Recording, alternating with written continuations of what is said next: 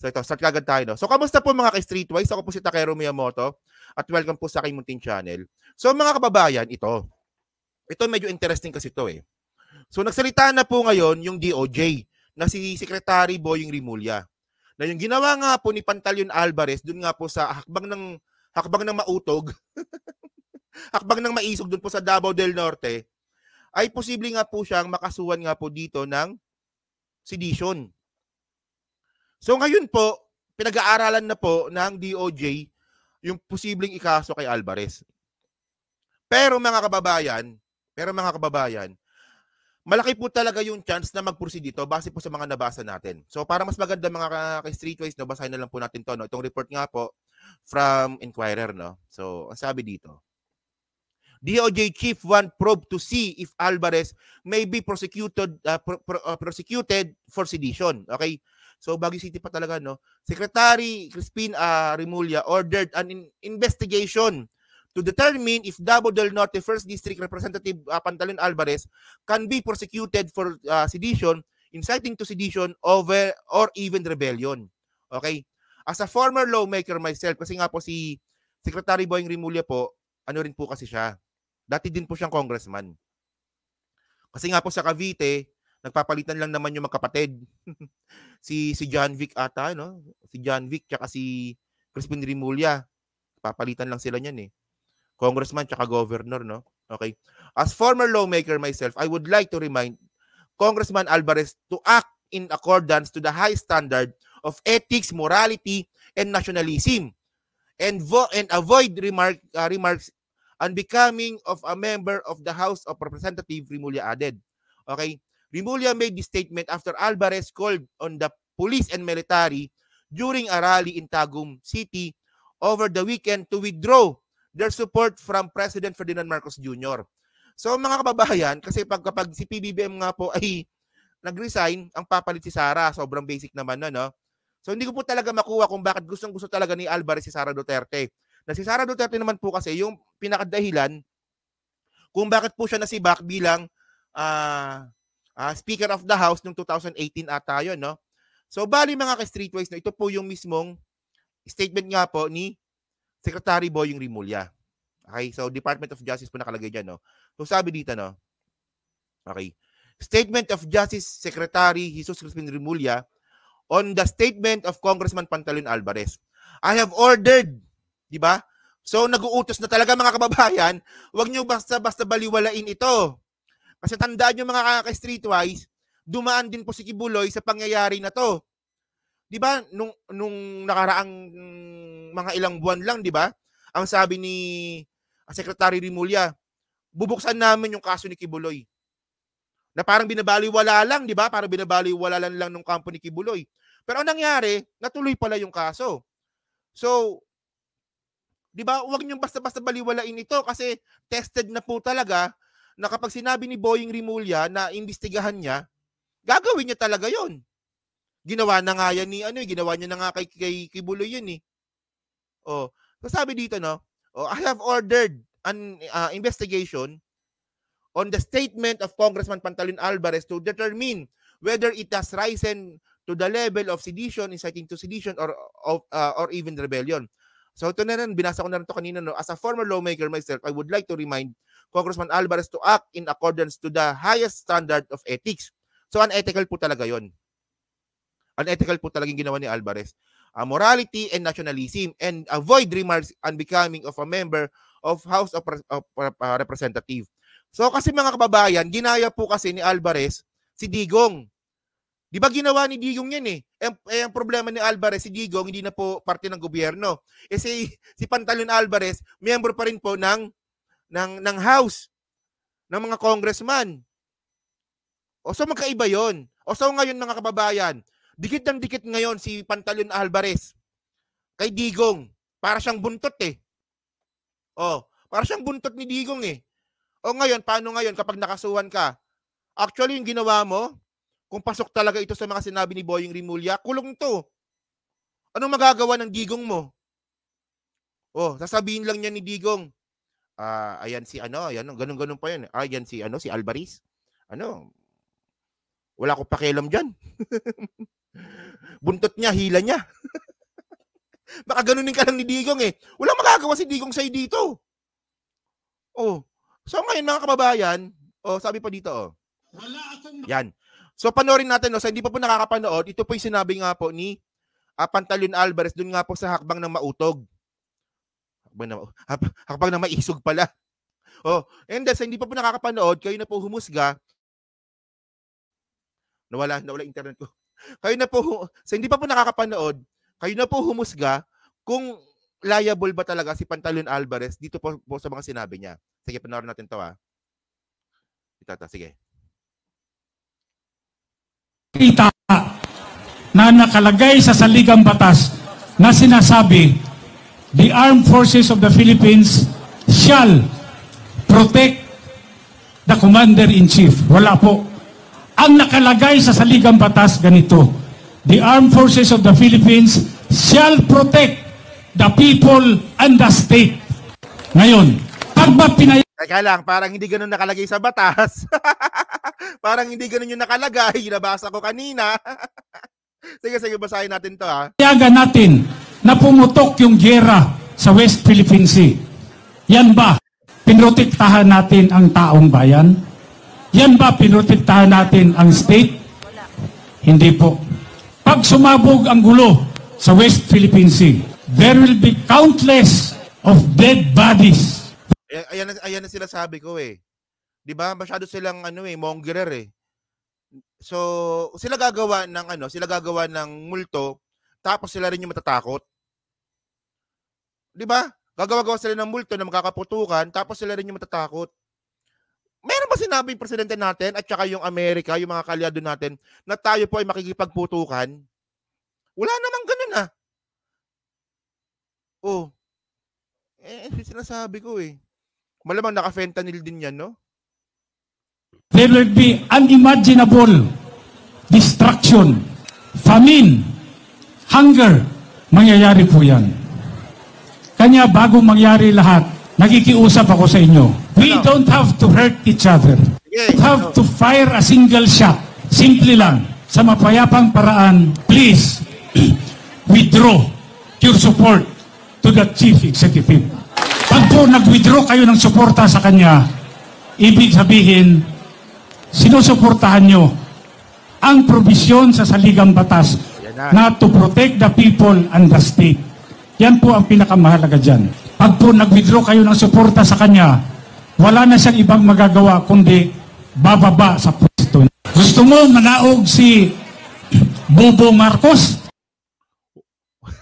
Ito lang no.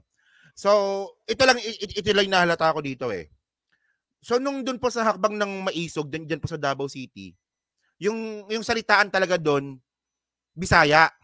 Bisaya talaga sila, Bisaya, di ba? Siguro mga 97% Bisaya yung salita nila doon. Pero nung pinag-withdraw ni Pantaleon Alvarez, yung mga military, nagtagalog na. Doon pa lang, makikita nyo na po yung mali siya.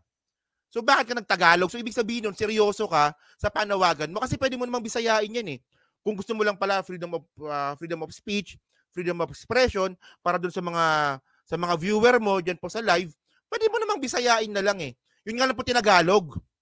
So ibig sabihin nun, di ba, yung message niya, para po sa buong Pilipinas po yun, especially po sa mga kasundaluhan. So ngayon, ang palusot ni Pantaleon Alvarez, freedom of speech lang yun Natakot din So sabi ni Pantaleon Alvarez, tama ba yung sliding ko? Okay. So ito So ito ngayon ang sabi ni Pantaleon Alvarez. Ano lang daw yun? Echas lang daw yun. Freedom of speech lang daw yun. Ito, sabi niya dito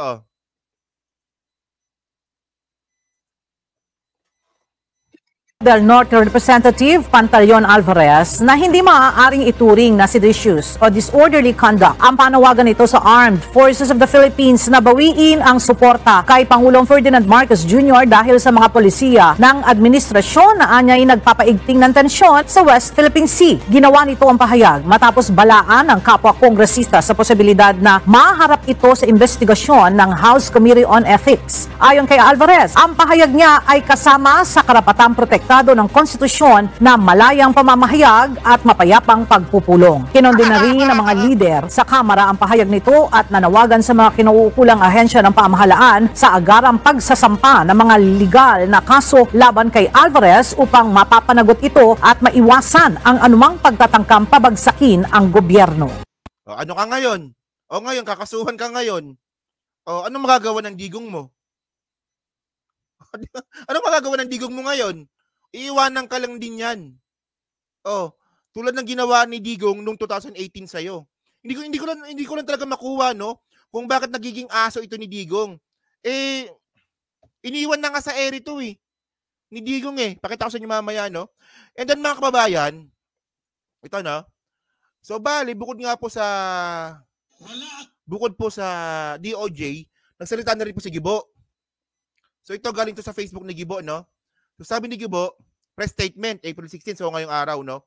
The AFP is standing steadfast in upholding the Constitution under the leadership of the Commander-in-Chief, President Ferdinand Marcos Jr.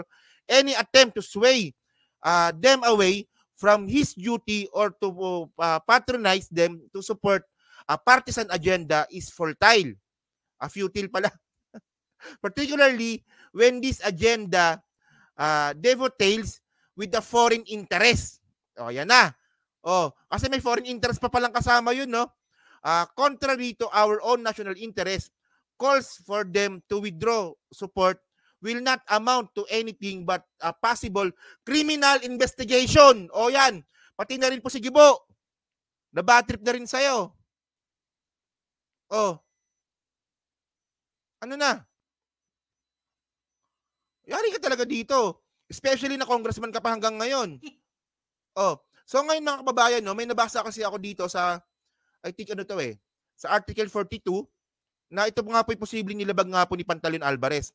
So medyo maliit yung medyo maliit yung lettering, no. So lakihan natin. Yan, ito. So sabi dito, no, Article 142, inciting to sedition, the penalty of prison correctional in its maximum period and a fine not exceeding 400,000 pesos. So ano ba yung prison correctional? Kaya narang yun? Hanapin ko nga. Prison correctional. Pasensya na, no? Hindi ko na-research yan, no? Prison correctional. Hanapin natin. Kung ilang taon makukulong si Alvarez pag siya po ay nag-guilty. So ngayon, kapag nakulong si Alvarez, ano magagawa ni Digong? Wala, di ba? Ano magagawa mo, Digong, dito? Ay, kita mo, kada speech, kada press ko ni Digong, nandun si Alvarez, nakabuntot. Kalang bagal ng internet ko. Prison correctional. Teka lang pasensya na, no? Hindi ako masyadong prison correctional. Correct. Meron ba dyan? na alam yung prison correctional? Prison correctional is, okay, Philippines. Philippines pala, no? Dapat may Philippines pa pala. So, prison correctional ay, itong hirap pag hindi Google yung gamit Teka lang, Google ko nga. Hirap talaga pag Huawei yung cellphone, no? Teka. Just bear with me lang, no? Bear with me. Lipat akong Google. Dapat pala, dito ko na pala pinasok, no? Prison correctional. Ilang pagkakakulong yun? Ilang taon pala? So, ito ay pagkakakulong ng... Okay. Wala, di ko makita. Basta may pagkakakulong 4 years to 6 years. Okay. Thank you, Kuya Inaro. Di ko makita. Yan. 4 years to 6 years. Thank you. Ayun nga lang ang sabi dito, to maximum, no? Yan. So, makukulong ka ng 4 hanggang 6 na taon. So, tapos may fine ka pa, 400,000. Ang problema ni Alvarez dito, mukhang seryoso po talaga. Mukhang seryoso po si Gibo at saka si DOJ, si Boying Rimulya.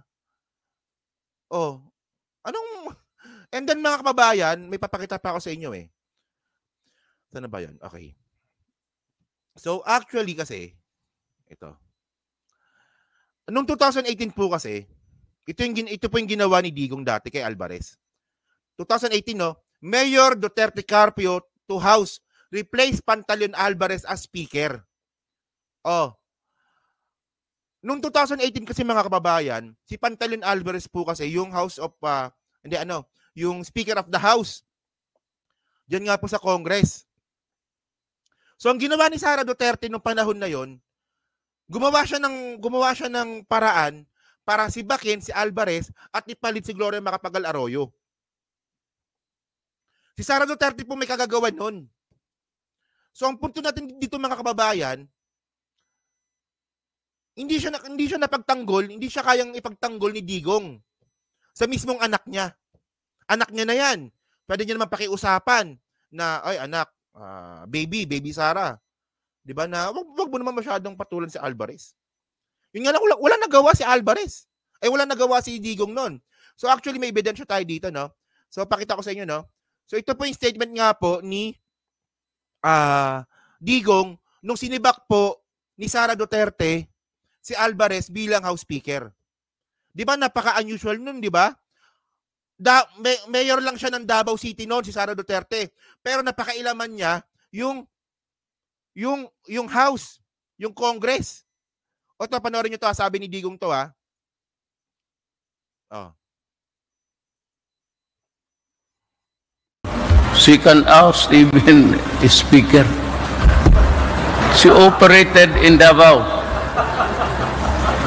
Babae ito, ha.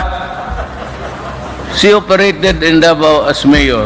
Kita nyo kung gaano kaengot nung panahon ni Duterte. Pinagmalaki talaga ni Duterte nung siya yung presidente noon na nangialam si Sara Duterte para palitan po si Pantaleon Alvarez sa Congress. Na yun po ay unconstitutional. Bawal po yun sa batas natin. Pero yung mga tao po nung panahon ni Digong na sobrang lakas kasi ng karisma, ang dami pong nauto, nagtatawanan lang sila. Alam na nga nilang mali yung ginawa ni Sara Duterte, nagtawanan pa sila. Imbis na batikusin nila na, ay, teka lang, Digong, parang mali yun, ah. Anong kinalaman ni Sara Duterte sa House? Bakit siya nangialam doon? Bakit mo inamin na si Sara Duterte yung gumawa ng paraan? Hindi ganun yung nangyari, tinawanan pa nila. Ganyan po talaga kaengot. Sorry for the word. Yung mga ibang kababayan po natin noong panahon ni Digong.